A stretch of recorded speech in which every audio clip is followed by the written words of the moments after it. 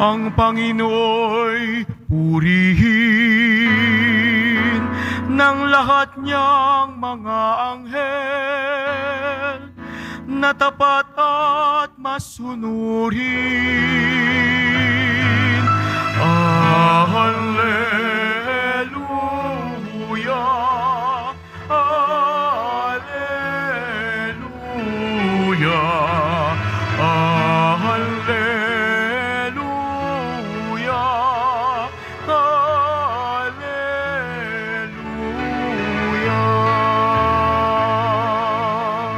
Sumainyo ang Panginoon. At sumayo rin. Ang mabuting balita ng Panginoon ayon kay San Juan.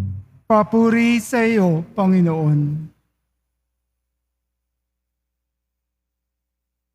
Noong panahong yun, nang makita si Jesus, si Nathanael ay kanyang sinabi, "Masdan ninyo ang isang tunay na Israelita.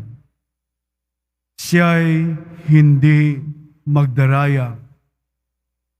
Tinanong siya ni Nathanael, "Paano ninyo ako nakilala?" Sumagot si Jesus, "Bago ka patawagin ni Felipe, nakita na kita nang ikaw ay nasa ilalim ng puno ng igos." "Rabay, kayo po ang anak ng Diyos. Kayo ang hari ng Israel." Wika ni Nathanael. Sinabi ni Jesus, "Nanampalataya ka ba? Dahil sa sinabi ko sa iyong nakita kita sa ilalim ng puno ng igos. Makakikita ka ng mga bagay na higit kaysa rito." At sinabi niya sa lahat, "Tandaan ninyo, makikita ninyong bukas ang langit at ang mga anghel ng Diyos ay manhik manaog sa kinaroroonan ng anak ng tao." Mga kapatid, ang mabuting balita ng Panginoon. Pinupuri ka namin, Panginoong Heso Kristo. Magsiyo po Nais muna ko po ang kayong lahat. kwentuhan. Real.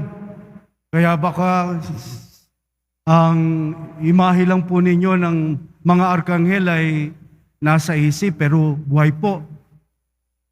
Nung nagsisimula po akong mag-formation po sa Jesuit, nung ako po nasa Secretariat Novitiate, Jesuit Novitiate, meron po kaming trial na kami po ay magtatrabaho ng 1 buwan sa ospital, mag-aalaga, magpapaligo, magpapakain. Na-assign po ako sa National Orthopedic Hospital.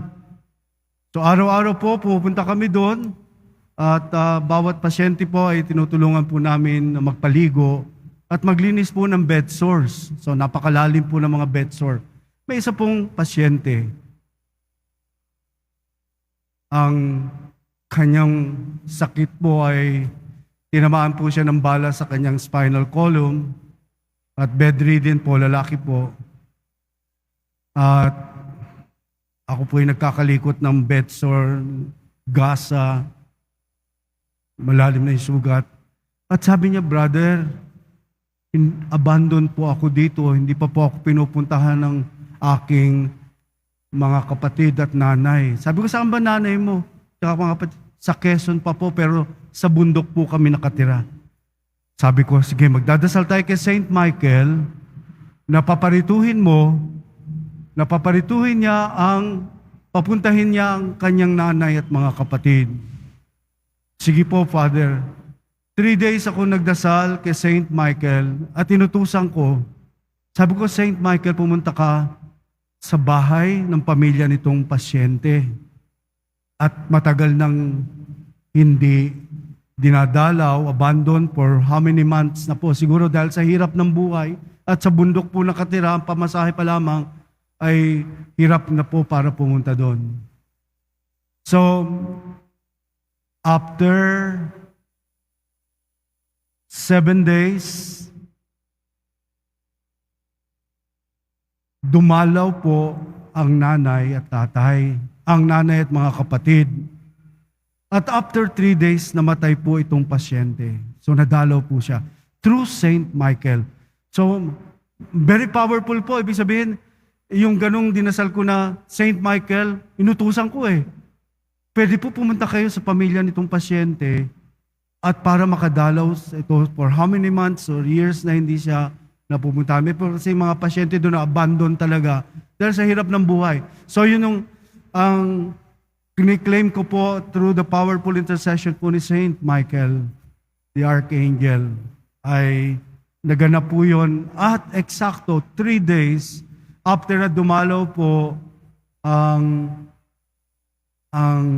pamilya nitong namatay. Kalong-kalong ko po siya habang naghihingalo. Kalong-kalong ko po at dinadasalan ko po hanggang sa pumikit na yung mata. Hinagod ko po yung mata para ipikit. So, si Arnel po ay hinihingan ko po ng dasal ngayon for the past 43 years. 47 na pala, 47 since I became a novice ng Jesuit. Sabi ko ka sa kanya, Arnel, wag mo kong kalimutan na, ipagdasal mo ko. So haba po siya naghihingalo ay kinalong ko po siya sa kama at dinadasalan ko po hanggang sa malagutan po ng hininga. So wala po yung kamag-anak, wala po yung mga kapatid, wala po yung malapit sa buhay niya. So yun, binulong ka, pagdasal mo ko ha. Tumango hanggang sa pumikit na po yung mata niya. At hanggang ngayon po, palagay ko kasi sa paghihirap niya sa buhay, yung kanyang dinanas. Pangalawa po, at ang isa po sa, hindi pa po ako pari no, may meeting po kami. Wala pa pong airline noon, isa lang po yung airline noon. So assigned po ako, nagturo po ako sa Xavier University, Ateneo de Cagayan de Oro, 1985. May meeting po kami from Lumbia Airport, Cagayan de Oro to Davao. Lumipat kami sa Davao. Tapos from Davao, another airplane ng Philippine Airlines papunta ng Zamboanga. So that time po, sabi ko, first time ko nakapunta ng Zamboanga, that time ng meeting namin mga young Jesuit, hindi pa po ako pare. So papaalis na po kami after 5 days. Papunta na po kami ng airport at hindi po malaki aeroplano sinakyan namin. Nanginig po ako, Diyos ko. Hindi ko po alam, madidisgrasya itong eroplano na to. So ang ginawa ko po, lakas loob, umuulan po noon, sabi ko, Saint Michael, dasal po ako, nung nakasakay na po ako, Saint Michael, pwede, nagsasalita po ako ha, prayer. Saint Michael, pumunta ka sa cockpit, doon sa pilot. Saint Raphael, doon ka sa kaliwang wing. Saint Gabriel, doon ka sa kanan ng pakpak. At tumalikod po ako kasi nasa unahan po ako. Sabi ko lahat ng guardian angels na naririto ngayon sa mga pasahero, iligtas niyo itong eroplano. Ang pakiramdam ko ay may mangyayari dito.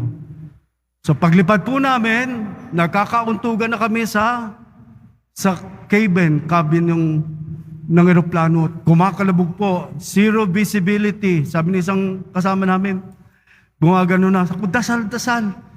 Saint Michael the Archangel, Saint Raphael, Saint Gabriel at lahat ng mga guardian angels.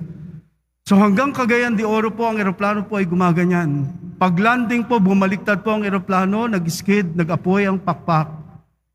4 po kaming Jesuit, hindi pa po kami pare. Sabi ko doon sa 4, wala tayong asawa, wala tayong pamilya. Paunahin lahat doon sa emergency exit. Jumping po sa Cagayan de Oro Airport.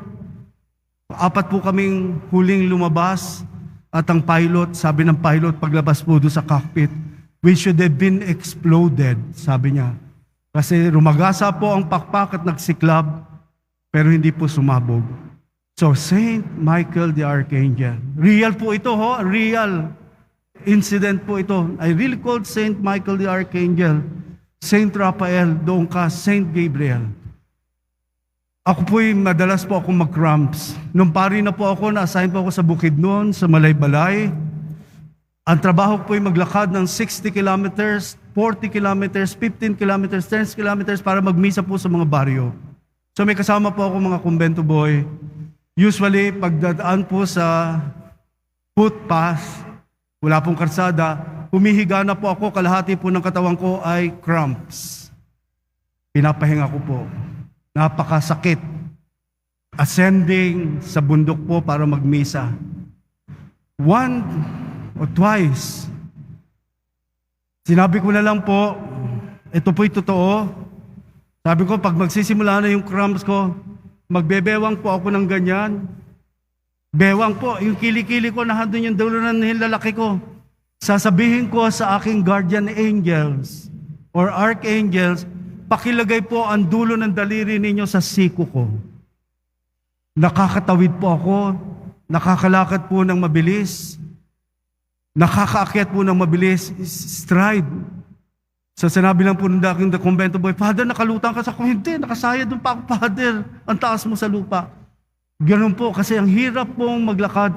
When I was assigned a missionary po sa mga tribo, sa IT, sa Bukidnon, Saint Michael the Archangel, Saint Raphael the Archangel, Saint Gabriel the Archangel, kausapin nyo. Very powerful, very real.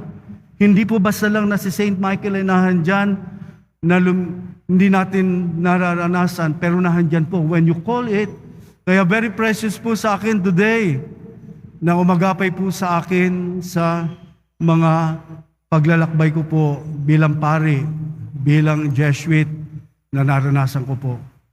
So meron po ang isang kwento, last na po, baka abutin tayo bukas ng umaga. Before pandemic po, nagluluto po ako ng lugaw, kalderong malalaki. Sisimulan ko po sa madaling araw. Ang lalaki po, mahirap buhatin, mahirap guardian angel or archangel, Saint Michael, Saint Raphael, pakibuhat itong kaldero. Nabubuhat ko po. Very powerful. Hindi ko po kaya yon at my age. Hindi ko rin kaya kung ang isang hindi man ako maskulado.